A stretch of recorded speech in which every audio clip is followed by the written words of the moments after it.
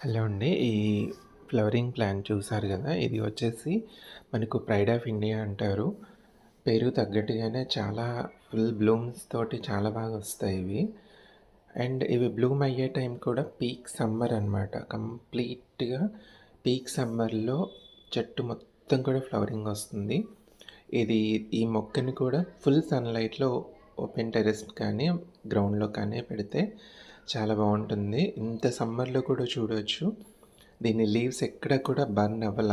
ఇది ఎలాంటి షేడ్ నెట్‌లో కూడా పెట్టలేదు.